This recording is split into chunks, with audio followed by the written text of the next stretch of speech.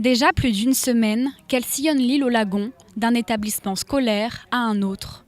Cette année, la dessinatrice Yatou est l'invitée d'honneur du projet Baie des Îles.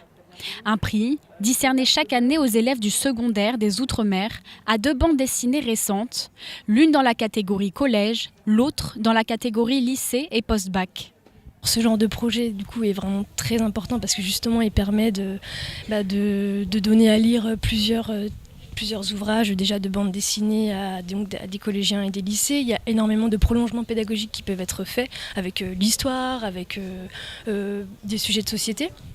Et par exemple, donc avec une autrice comme Yatou qui aborde des choses comme le harcèlement scolaire ou le harcèlement de rue. Enfin voilà, il y a beaucoup de thématiques qui peuvent être abordées. Et puis après aussi, c'est aussi une ouverture culturelle du coup à d'autres pratiques artistiques que sont le dessin, la mise en texte, la mise en image. Après un baccalauréat en art appliqué et avec un BTS communication visuelle en poche, Yatou ouvre en 2010 un blog de BD. Elle travaille alors en tant que stagiaire au sein d'une agence publicitaire. Très vite, la toile devient son exutoire. À travers un style frais et humoristique, l'artiste dépeint le contexte de précarité auquel son statut la confronte. Aujourd'hui, c'est en tant qu'illustratrice qu'elle rend visite aux élèves du collège de Pamandzi. Au programme, échange avec l'artiste et découverte du monde de la bande dessinée. On voit qu'apparemment ils ne voient pas ça tous les jours, des interventions, que ça les intéresse, le métier en fait. Faire de la BD, oui c'est un métier, il y en a qui ne savent pas forcément.